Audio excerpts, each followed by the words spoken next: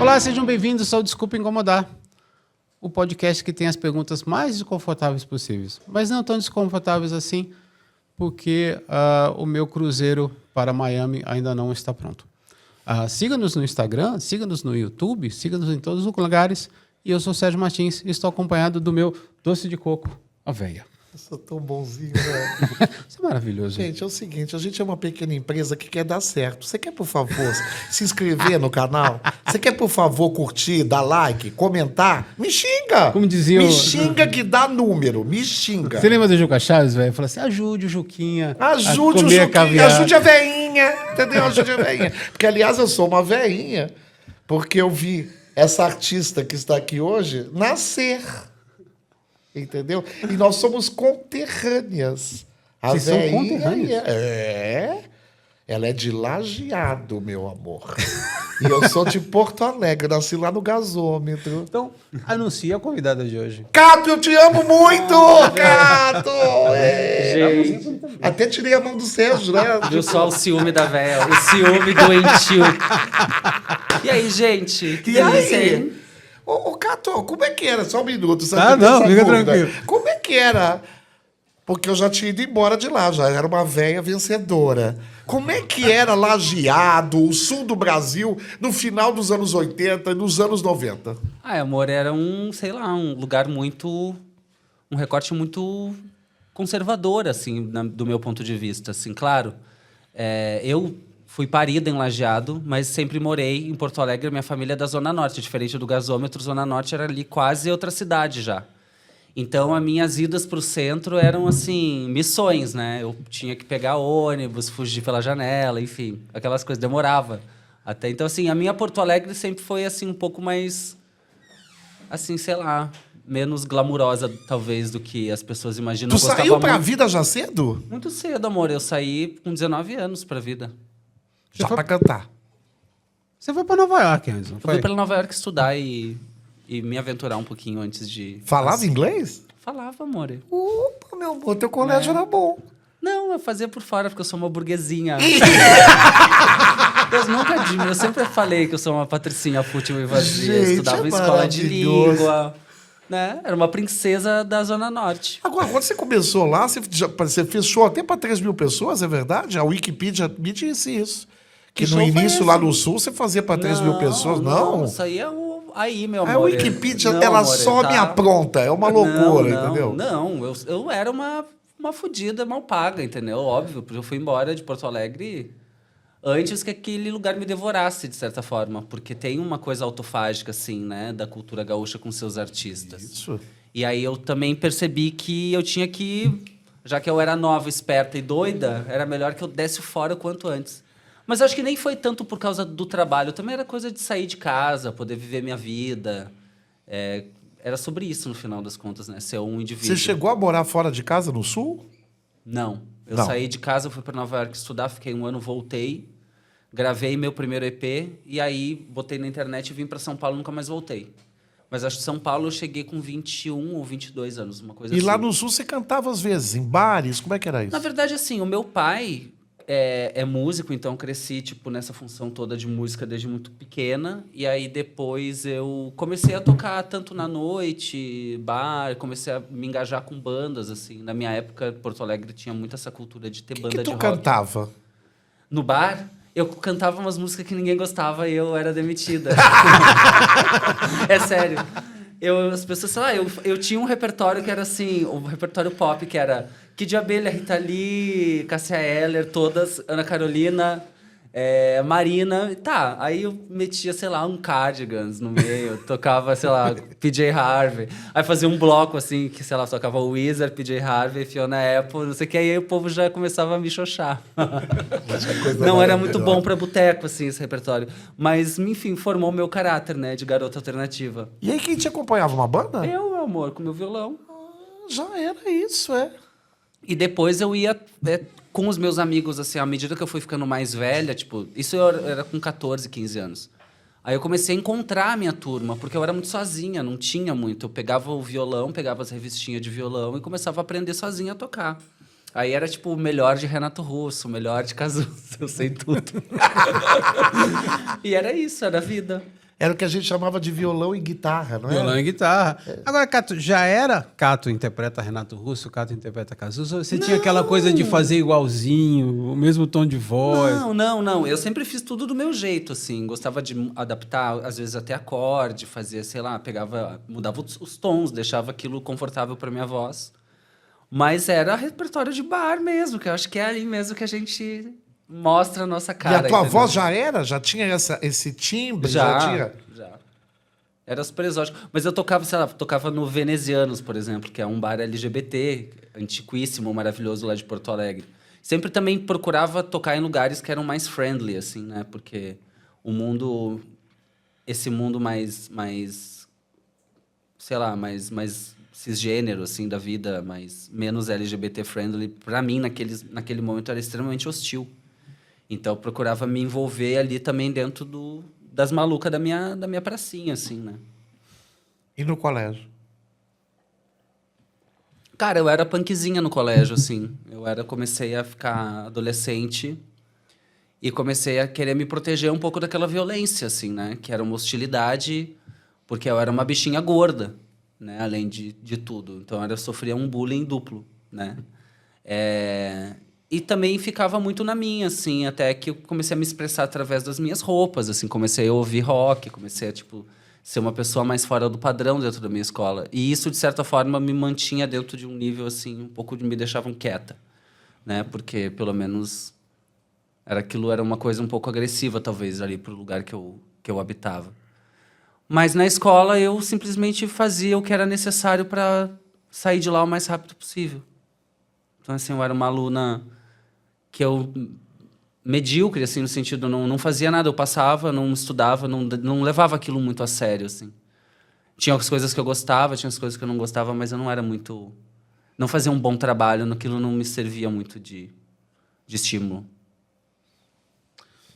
O que é Caminhos Selvagens, Cato? Eu acho que é a vida, né? Que faz a gente quebrar a cara e ser quem a gente é. Acho que esse caminho, ele é pessoal, intransferível.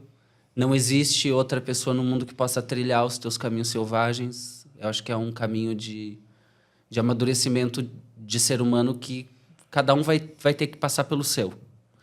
Sabe o que eu estou achando interessante? É que você começou naquela coisa do repertório eclético, né? Que canta de tudo e tal. Mas você achou a tua força de expressão no rock and roll, que era algo... E você está falando agora que o rock foi um elemento de libertação na tua época na escola, e você trilha bem esse caminho do rock, inclusive no disco anterior, que era da Gal Costa. Como é que é isso para você?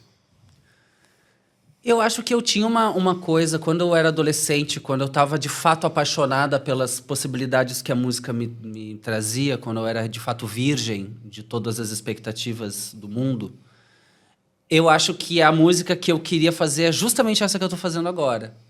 Eu acho que isso que eu cheguei com muito trabalho numa síntese do que eu gosto de soar, de como eu gosto de soar, o que eu gosto de cantar, qual é a textura do som que eu apresento. Eu acho que isso foi uma pesquisa que me leva para os meus outroras, assim, de entender o que me atrai na música, o que ela faz eu sentir, né?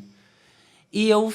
Sei lá, assim, eu acho que eu passei durante os meus 15 anos até então de trabalho, sempre foram em busca de um aprendizado. Eu me vejo como uma aprendiz na arte, assim, eu acho que isso não tem fim, né? Eu acho que tem momentos que a gente consegue entender a síntese de algumas coisas que a gente não entendia lá atrás, porque eu acho que também ser artista passa por você se experimentar, né? Então, sei lá, vai do rock, vai para MPB e aprende tal coisa, vai cantar com fulano, aí faz um show de tango, aí volta pro rock, aí... Eu nunca tive uma coisa assim muito... Eu acho que o meu desejo sempre foi tão incendiário, assim, eu nunca tive muito controle do que eu ia apresentar pro público. E tinha muita vontade de experimentar coisas que me faziam ter mais, sei lá, mais domínio sobre o que eu queria fazer. E eu acho que agora o que aconteceu foi que a minha técnica e também o fato disso não ser mais só uma ideia, mas ser uma prática, né? De, tipo, ser produtora do disco, de pegar a guitarra e tocar, de estar ali junto da banda com um olhar com mais maturidade, né? De como é que funciona o mundo dos músicos, né? Tipo, da produção, de tudo. Eu acho que isso me trouxe uma paz, assim, de conseguir gravar as coisas do jeito que elas estão na minha cabeça hoje, né? Não por uma abundância de verba, mas por uma escolha de parceiros, assim, que me permitem ter essa liberdade e esse tempo. Aliás, era incrível no show que você fazia legal, que você pegava a guitarra e tocava mesmo, né? Descia a mão mesmo, né? Não é aquela coisa, vou tocar um violãozinho aqui e tal. Não, era um negócio de munheca e forte, né? É assim que eu gosto. Eu nasci assim. Eu vi no Manouche, no Rio de Janeiro, eu fiquei impressionadíssimo. Mas sabe uma coisa, eu acho que tem uma parada, quando eu sempre tive um trauma muito grande do instrumento. E muitos preconceitos internalizados que hoje, para mim, não fazem o menor sentido, né? Até mesmo dessa coisa muito esquizoide do que é ser uma cantora e o que a cantora pode ou não pode, o que deve ou não deve, né? Eu acho que a gente, até muito pouco tempo atrás, vinha de uma cartilha assim muito... Tá, você é cantora, você não escreve, você não toca. Porque eu sei que eu toco mal, não é que eu diva. É isso. Mas, tipo assim... Quando eu tava, e o meu pai também me traumatizou muito, né? Um beijo pra ele, aliás. De nada. Alô. Ele sempre falava assim, porra, tu canta muito, mas tu não sabe tocar violão. Mas é que ele tava pensando no violão, sei lá, do Toquinho, o violão, sei lá, do Baden-Powell. do Baden-Powell. Porque tem um monstro que chama violão brasileiro. Assim, você pega um violão de nylon e, de repente, vem assim todo sabe aquele meme do bichinho que chega, e o Lula, hein? E o PT, sabe aquele bichinho vermelho? Chegou assim, e aí? Vai tocar o quê? Vai tocar Starway to Heaven? Não é muito estimulante. Mas aí eu fiquei disso assim, eu não sei tocar violão, então isso não me pertence. Até que eu percebi que, na pandemia, assim, tipo, gata, tu não tem que tocar todas as músicas do mundo. Tu tem que saber tocar. Não, no início, quando você fazia no início, você era igual a Ângela Rorô. A Ângela só toca até hoje o primeiro disco. Então tu mandava saga, mandava... mandava as que eu já sabia tocar bem. Maravilhoso! Mas é que eu era preguiçosa. Não era porque eu não era capaz. Eu acho que era um pretexto que eu botei na minha cabeça. Mas na pandemia eu tive que encarar aquilo, virou também uma brincadeira, né? Do tipo, vou aprender a brincar com essas 20 músicas do meu próprio repertório. Olha só. Ai, tadinha. Não sabe tocar as próprias músicas. É muito burra, né? Não dava pra continuar assim. Aí eu comecei a me empoderar de tocar as músicas e, tipo, de sacar que aquilo não é um bicho de 7 cabeças. E, inclusive, que a coisa de eu gostar desse estilo meio gótica de pracinha, tipo, violãozão com... Gótica de pracinha. Porque a gótica de pracinha, ela não tem um amplificador. Ela tem um violão de nylon, uma garrafa de vinho e um repertório de Renato Russo no coração. Entendeu? Então tem a coisa do violão que tu bate ele, assim, em vez de ficar tocando com muita maestria, eu fiquei pensando... Por que não tocar como a Courtney Love toca no Unplugged do Hole? Qual é o problema? Eu acho que também essa coisa assim de entender qual que é o meu estilo de fazer. Eu não preciso tocar que nem o Chico. Eu não preciso nem saber tocar uma música do Chico. Mas se eu souber tocar as músicas que eu me proponho a tocar, tá bom. Bom, aquele karaokê na pandemia era a coisa mais maravilhosa, né? Porque você era uma coisa impressionante. E quando acabou a pandemia, você fez um no Vila Mariana karaokê. Era a coisa mais maravilhosa. Eu acho que ter esse tempo todo de trabalho também, eu fui atravessada por muitas coisas que me desafiaram, assim. Né? Você tava lá naquela de garota da Zona Norte de Porto Alegre, chega em São Paulo, é contratação de multinacional, é uma loucura. Aí depois teve muitas coisas que aconteceram nesses 15 anos. E uma delas foi isso, foi uma emergência sanitária maluca, uma tragédia, né? E eu tava... ali sendo uma grande patricinha fútil e vazia, que eu sempre quis ser. E, de repente, eu tava tendo que cantar pra galera, não só pela grana, porque, de fato, aquilo era o que me pagava as contas. As pessoas doavam, né? Doavam o que elas podiam. E eu também já tava numa situação que não tinha muito pra onde ir, né? Não tinha que comprar muitas coisas, afinal. Tava preso em casa. Fiquei fazendo essa live cantando... tudo que a galera pediu, que eu gostava. Adorava. Era muito bom, porque virou uma coisa assim de... Qual que é o papel do artista? Para que serve artista? Se, né, nesse momento tão trágico, a única coisa que realmente fazia sentido era, tipo, foda-se tudo, vamos se divertir, fumar maconha, beber vinho e cantar no karaokê New Order. Não tem o que fazer, é só o que faz a gente feliz, de verdade. Foi um dos grandes confortos que eu tive na pandemia, foi aquele karaokê. Obrigada. Não, porque a gente de nada. Escuta, não sabia. cara, deixa eu só que eu queria saber isso. Você disse que foi uma aluna mediana, mas você é formada em design. E o que eu mais adoro do teu trabalho é que você faz a música e o invólucro muito bem. Faz o clipe, faz a capa, faz muito bem. A primeira vez que eu entrei em contato com o teu trabalho foi quando eu lancei A Rainha dos Raios. Sim. E a Alice Caymmi me disse, eu quero que a capa seja da Cato. Falei, acho que você tá bem maluca. A Cato é uma cantora. Não. E quando chegou aquela capa, meu amor... belíssima capa. E as tuas capas são históricas. A capa da Gal é bafo, meu amor. É linda, né? E foi uma brincadeira. Eu acho que tudo se mescla, assim, né? Eu acho que quando eu tô, sei lá, pelo menos na minha cabeça, essa coisa da imagética do trabalho, né? Ela vem muito junto de tudo que está sendo proposto, porque eu acho que tudo é meio cena, inclusive o disco, né? O disco é uma captura de uma cena. Aquilo tem um figurino, aquilo tem uma imagem, uma história sendo contada através daquele repertório. E poder fazer isso de perto, assim, botar a mão e fazer do meu jeito, eu acho maravilhoso. Mas é a coisa do artesanato mesmo, assim. De gostar de fazer o artesanato. Mas assim. é muito interessante, porque tudo conversa, sabe? Você não fica vendida no lance. Essa capa não conversa com o disco. Não. O teu projeto, ele vem inteiro mesmo. E eu acho que às vezes vem inteiro até numa coisa de tipo de... sei lá, de não ser a coisa mais adequada, ou às vezes ir com uma ideia, sei lá, a capa do Caminhos Selvagens é uma foto tão lo-fi, assim, eu não sei nem como que teve resolução, um negócio que era um recorte desse tamanho de uma imagem, que ficou enorme, assim, e, tipo, as pessoas até olham e falam, nossa, mas é isso aí? É isso aí, tipo... Adoro essa pergunta. Nem tudo precisa ser hi-fi. Às vezes as coisas têm que ser borradas mesmo. Tem que mas ter ruído. aquela capa que você tirou em Coney Island... Tava bonitinha. Tava linda. Sim. De volta ao período do karaokê. Eu lembro que a gente conversou naquele período e foi... O teu processo de transição começou ali. Que você me contou... Que eu me olhei no espelho e eu vi uma mulher ao invés de outra pessoa. Conta um pouco sobre isso. Não, eu já vinha... assim, eu sempre tive essa inclinação ao glam lifestyle, desde muito nova. Eu sempre fui muito atraída por pessoas absolutamente andrógenas, assim. Por exemplo, quando eu era adolescente, eu queria ser a Shane, do The L Word. Não queria ser a Barbie, eu queria ser a Shane do The L Word. Eu queria ser a Xena, a princesa guerreira. Mas a Xena até eu queria ser. Todo mundo. Eu tinha uma coisa assim, eu achava uma coisa chique, uma coisa meio malumada, assim, uma motocicleta. Fera radical, sabe? né? Não, assim, acho que os papéis femininos mais clássicos, assim, nunca me pegaram muito, sempre foram coisas, assim, um pouco mais transgressivas, assim, que me atraía. Mas eu já vinha, né, num processo de entendimento do que era esse gênero, né, que era uma coisa tão... Na minha criação, né, na minha adolescência, minha infância, isso não era uma possibilidade.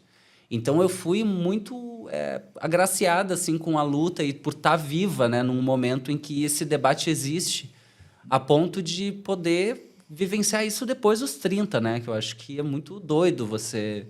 Uma coisa é você transicionar, mas quando você transiciona mais velha, são outras coisas também que mexem no teu senso de identidade, pertencimento, enfim. Mas eu já vinha, né, numa desconstrução de tudo na minha cabeça, e quando eu estava, de fato, na pandemia, foi uma hora que eu cruzei a barreira, que foi passar o batom, assim. Porque até então tudo podia ser uma coisa ali mais segura dentro de uma ideia de gênero. Mas eu acho que a hora que veio essa imagem, realmente eu me olhei e falei, nossa, olá, finalmente você está aqui, né? Porque não era se maquiar para ir numa festa, ou desculpa, para ir para um palco, né? Não era eu criando algo para subir no palco e interpretar qualquer coisa que seja. Ali era aquela maquiagem que a gente faz para ir num bar. Entendeu? Que é a maquiagem que eu uso hoje, assim, que é uma coisa muito tranquila, confortável, né? Tipo, que faz parte da tua coisa mais cotidiana. E aí, nesse momento, foi que eu realmente percebi que era aquela pessoa que sempre teve dentro de mim. Só não tinha permissão de se expressar. E por isso mesmo eu acho que por eu não ter essa disponibilidade do meu corpo, porque eu preciso do meu corpo para poder imprimir as minhas ideias muito, porque eu preciso, é uma coisa fundamental no meu trabalho como artista. Por isso, às vezes, eu acho até que eu tinha uma certa frustração de me sentir incompleta como artista. Porque eu era, de fato, incompleta. Porque eu acho que uma coisa é você ser uma voz sem corpo. Mas a hora que você encarna, tudo muda, né? Você passa a ser uma outra coisa para você mesma, né? E eu acho que, a partir disso, tudo que você fala, tudo que você faz em termos de música e de arte ganha uma nova coisa que não estava ali antes. E na rua, eu queria saber isso, que eu repostei até uma questão que a Jalu colocou, que eu fiquei super pensando nisso, né? A escolha do banheiro público. É um drama. É um drama. Eu vou na academia, hoje eu não sei, eu não vou no banheiro da academia. Ontem eu fui na academia, malhei, e eu não vou no banheiro da academia, eu não sei. Eu me sinto hostilizada, estranha nos dois. Estranha. É muito estranho mesmo.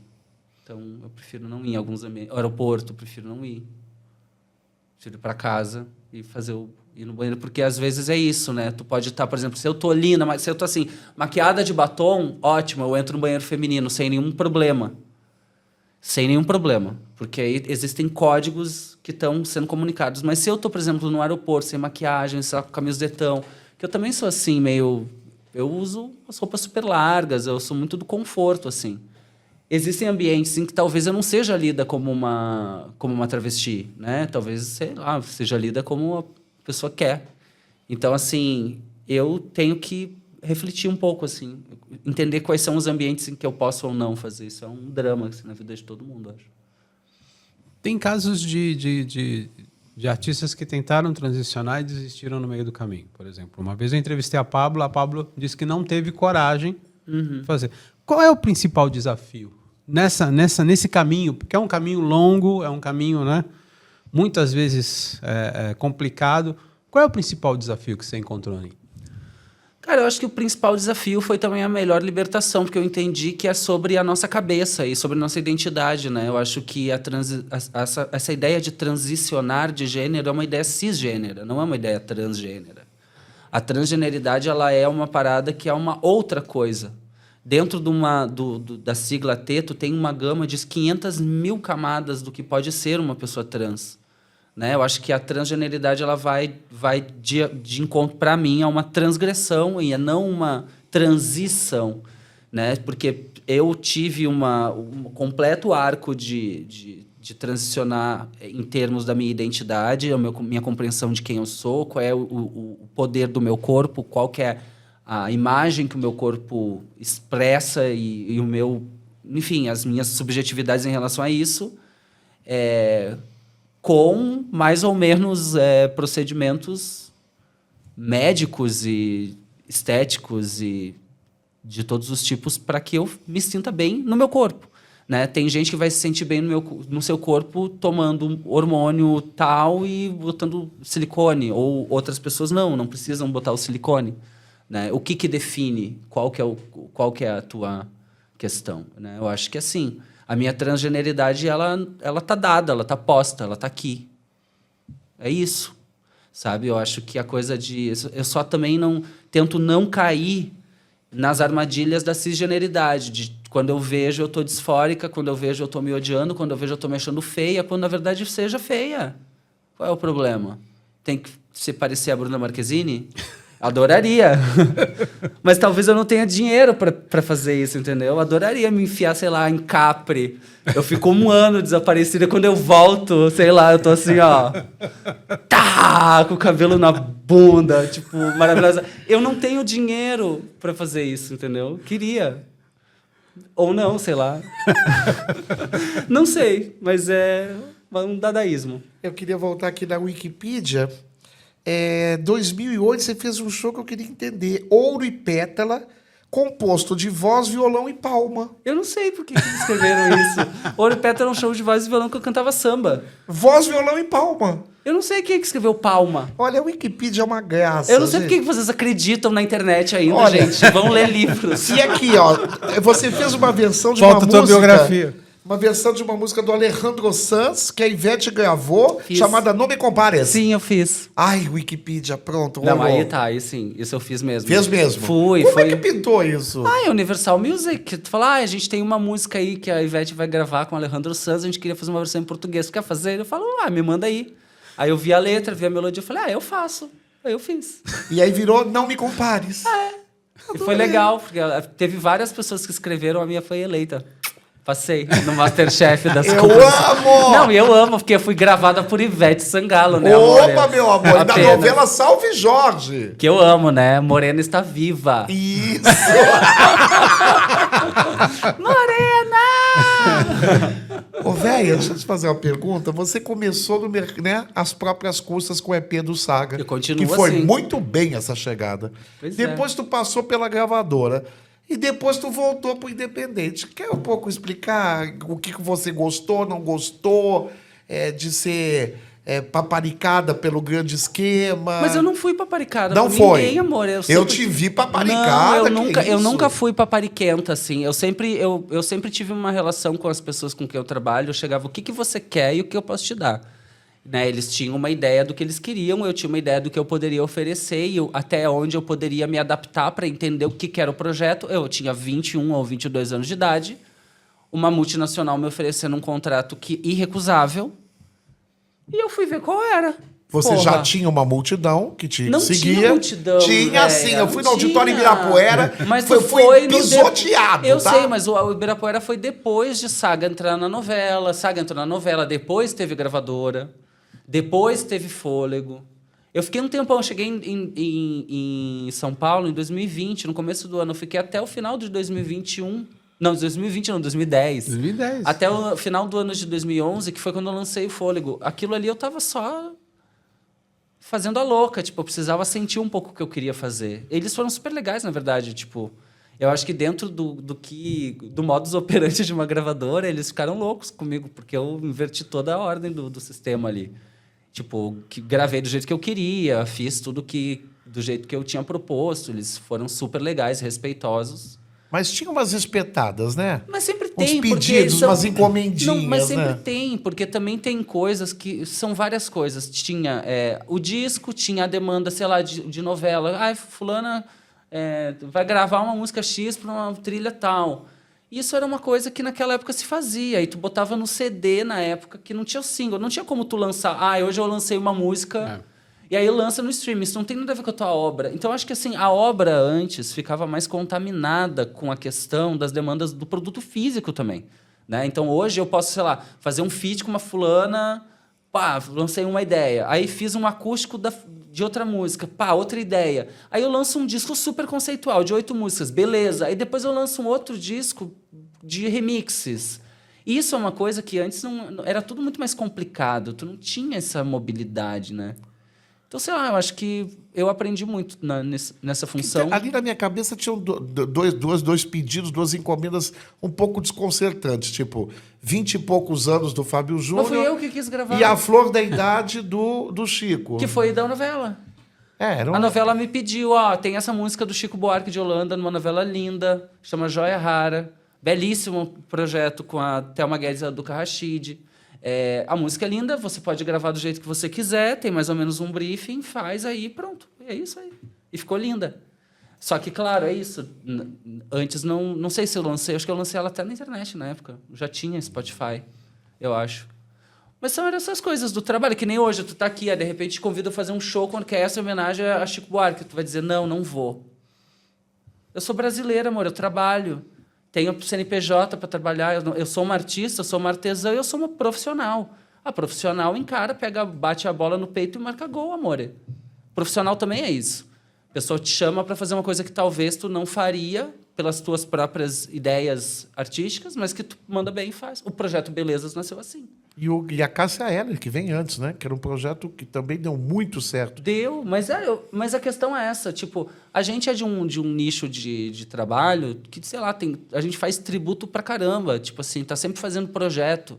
Já tive eu, Ayrton Montarroios e Alice Caymmi cantando Maísa, já cantei com a Célia, um zilhão de vezes com o Thiago Marques Luiz, um quinquilhão de vezes Ângela Maria, Dalva de Oliveira, Calbi Peixoto, e Maísa, e tudo a gente já fez. Então, enfim, tem essas coisas que a gente faz que são importantes para a gente sair um pouco também, explorar a parte profissional também, tipo, prestar os tributos devidos. E tem os trabalhos autorais, que aí sim, aí é sangue, suor e Mas lágrimas, o que eu acho legal da tua devoção. geração é que, por exemplo, a Eli se arrepende daqueles primeiros discos. Sim, da né? Brutolândia. Porque ela estava completamente vendida ali. O que eu adoro é que você foi em lugares, né, que eram um pouco fora talvez do teu pensamento, mas essas gravações que ficaram na história, que estão aí, nenhuma não tem a tua cara. Não, tá tudo Entendeu? ótimo, é. Eu ouço e não acho que você tá vendida no lance, entendeu? Não, acho que não. Assim, eu acho que, tipo, eu era apenas uma garota, tipo, tentando sobreviver, vivendo um monte de coisas novas.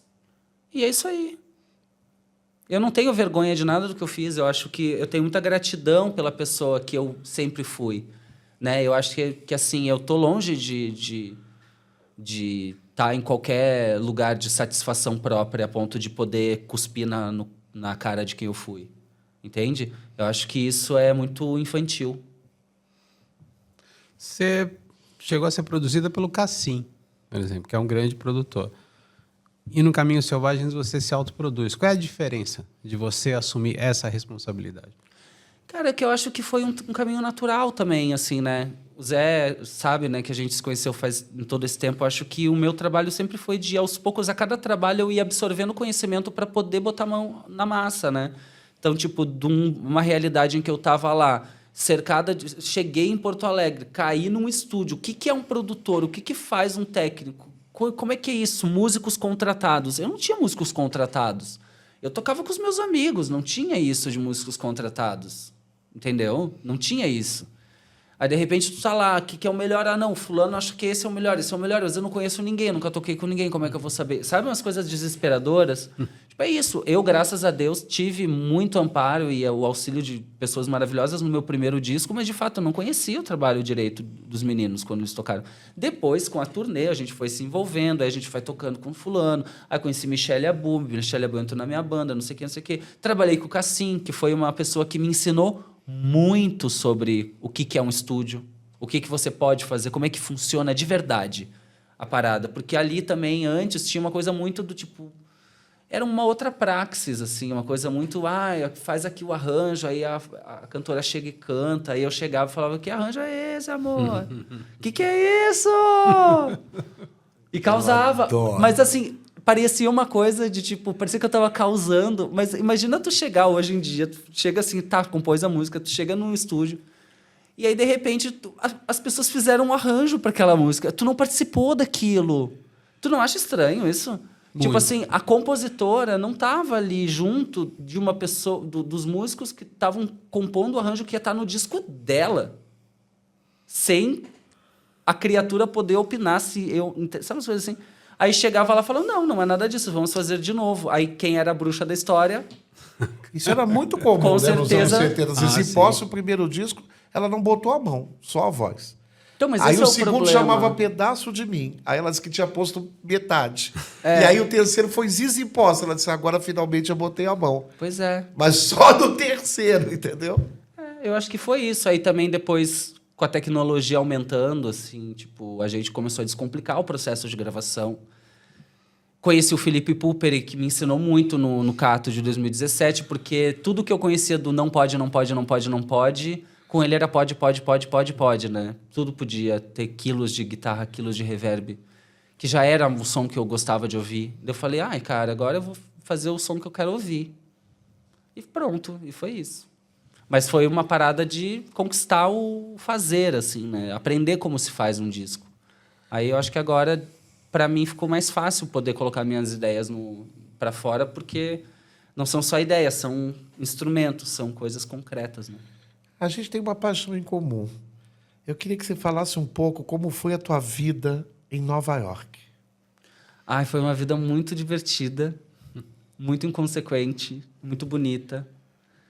Foi um privilégio que eu tive de Você poder ficou ir na pra casa lá. de alguém inicialmente? Não, eu fiquei no IMCA. Eu e a minha melhor amiga, a gente foi para lá e foi morar no IMCA, estudar no East Village. Aí depois a gente foi trabalhar, assim, né? Na verdade, o que eu queria era mesmo saber o que eu ia fazer, se eu ia ficar lá, se eu queria ficar aqui. Não tinha muito essa ideia formada de, eu vou ser uma cantora, eu vou ser uma artista. Eu sabia, eu tava ali meio, mas eu também, sei lá, sabe? Tipo, tava apaixonada, fui viver essa loucura. Queria conhecer um lugar que me desse pela primeira vez liberdade, né? Porque eu vinha da Zona Norte de Porto Alegre, não podia ter ninguém dentro da minha casa, família conservadora, né? Então, era um lugar, de certa forma, seguro, com estrutura para que eu pudesse viver uma amostra de uma adulteza com um pouco mais de estrutura, mas assim, foi muito legal. Você cantava lá? Não. Eu trabalhava de garçonete. Cantava nada. Eu tinha um violão, mas eu não fiquei muito... Eu dei um tempo na arte nesse momento. Quis viver outra coisa. Fui, tipo, trabalhar de servir mesa, escrevia, às vezes coisas... Mas, assim, tudo muito... Sem nenhuma pretensão de nada, assim. Eu fui ver qual que era. E foi ótimo. Viu? Não, fiquei 1 ano lá. Foi ótimo. Guardei grana como garçonete, voltei pro Brasil e gravei meu EP. O que te mais te atraiu em Nova York? Me atraiu a coisa de eu ter liberdade de ir e vir.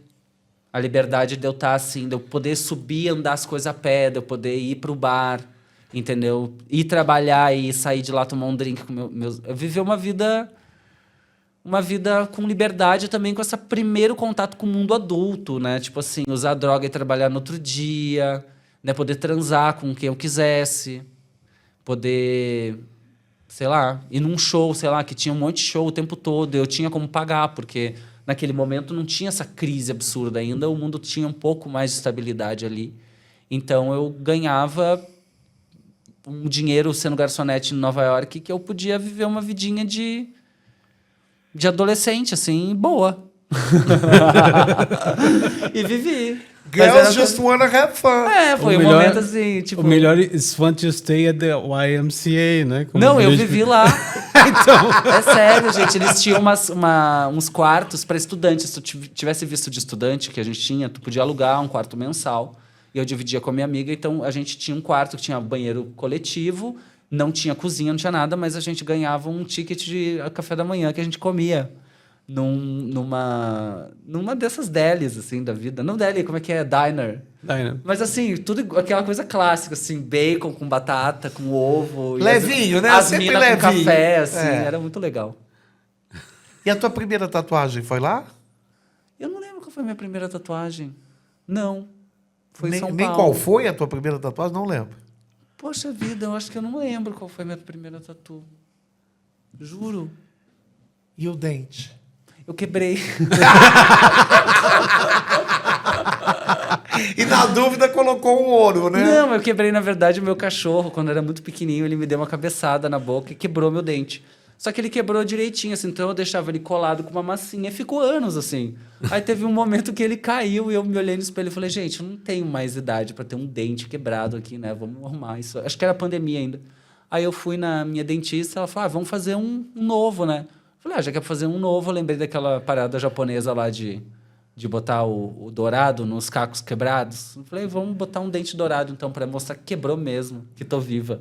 Que maravilha. Eu achei que era uma homenagem à Madonna. Eu achei que era uma homenagem à No Angela Rorô. sexo.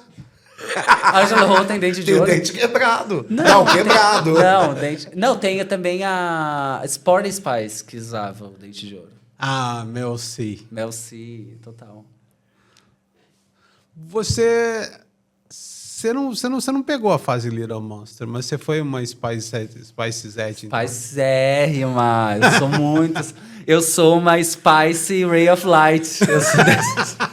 Eu era, tipo, menina Spice Girls.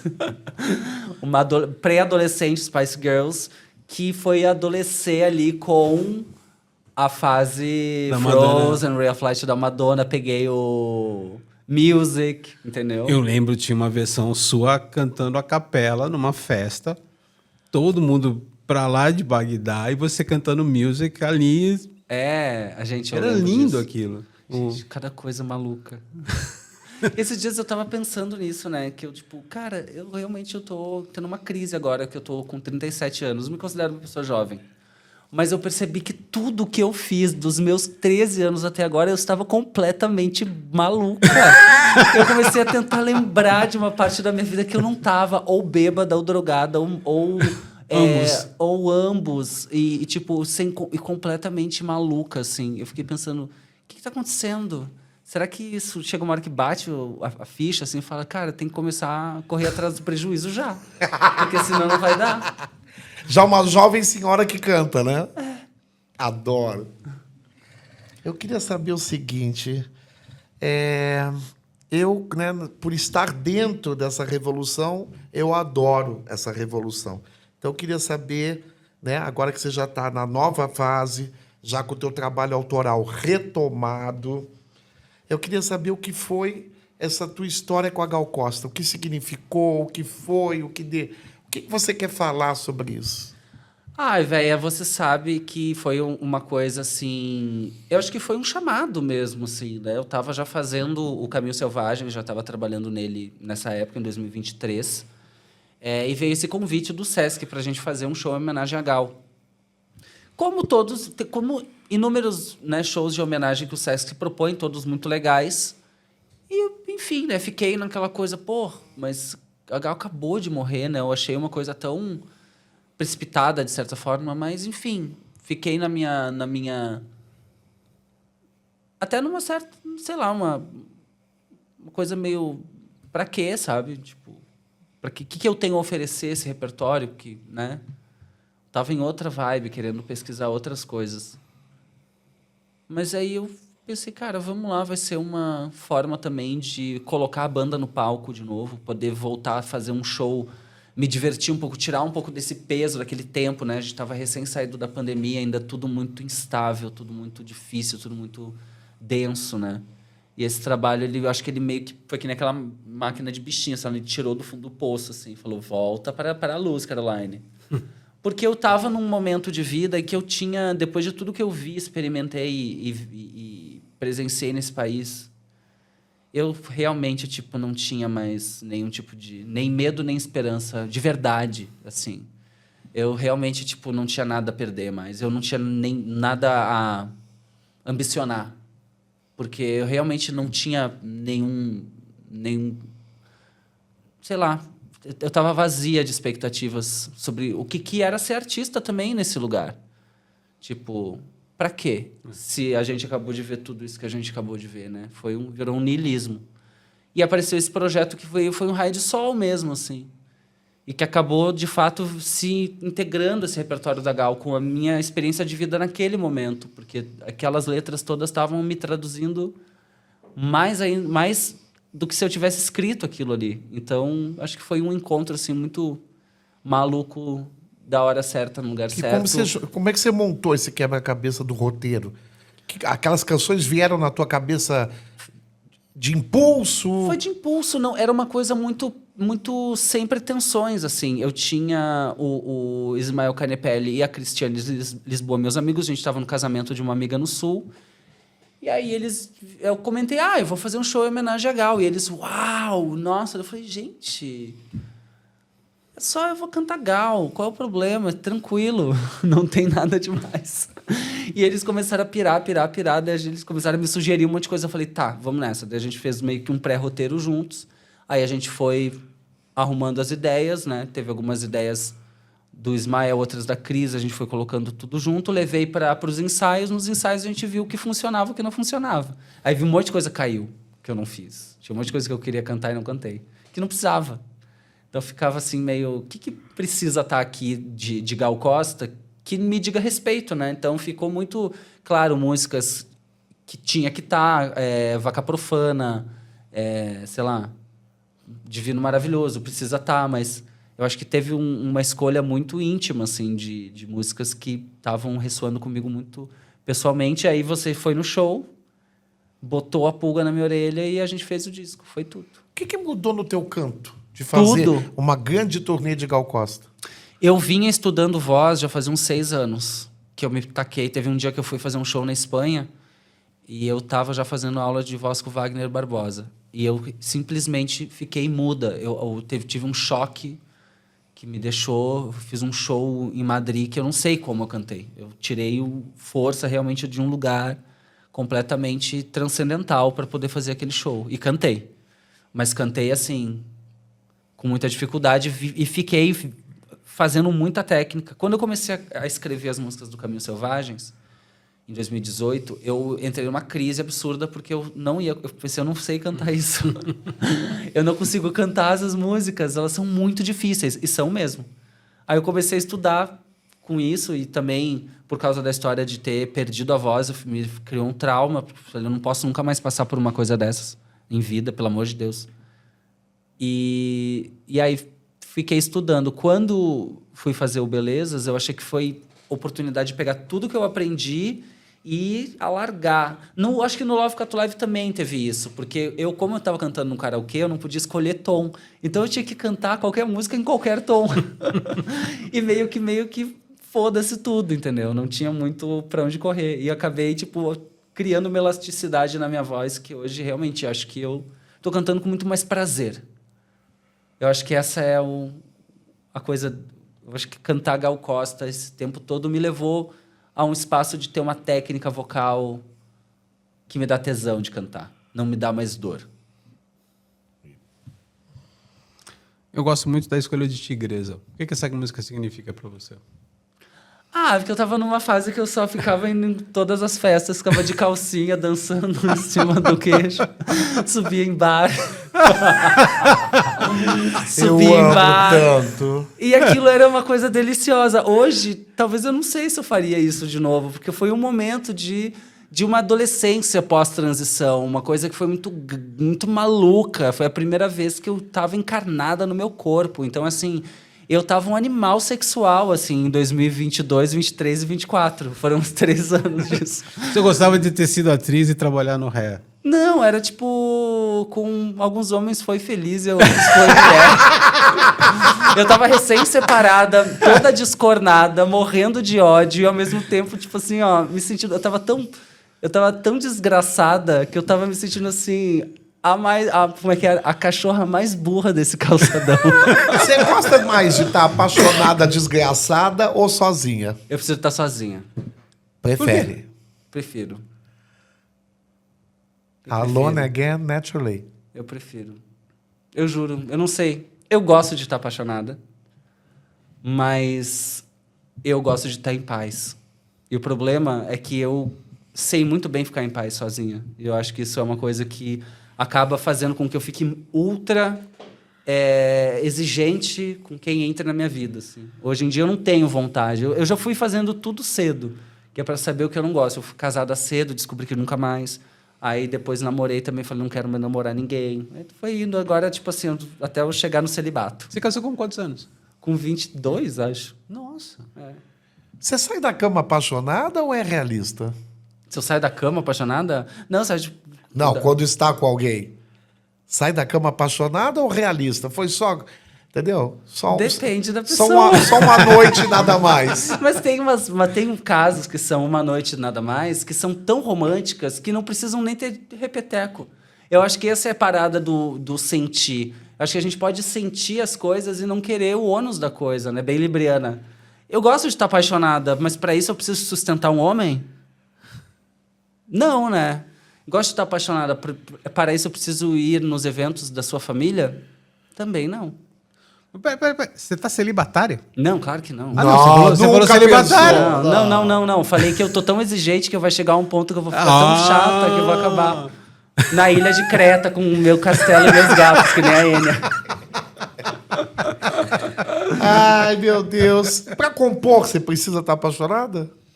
Olha, pra compor eu preciso estar... Precisa? Eu preciso... O Caminho Selvagem, você estava num transe de paixão ou não?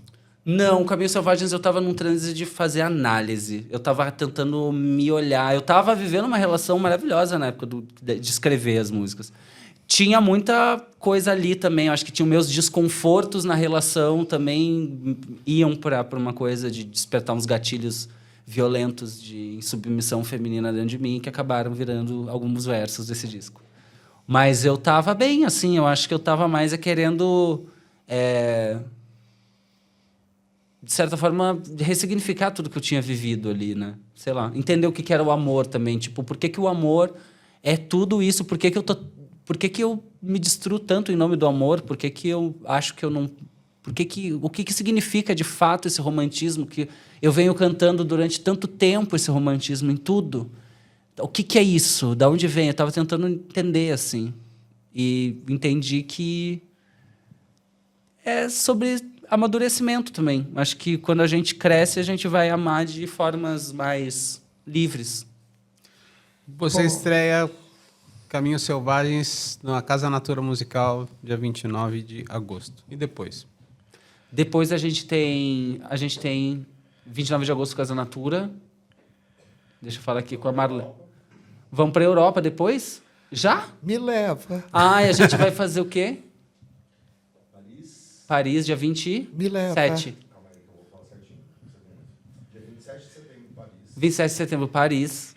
Chique. Dia 1º de outubro, Barcelona. 1º de outubro, Barcelona. 4 de outubro, Madrid.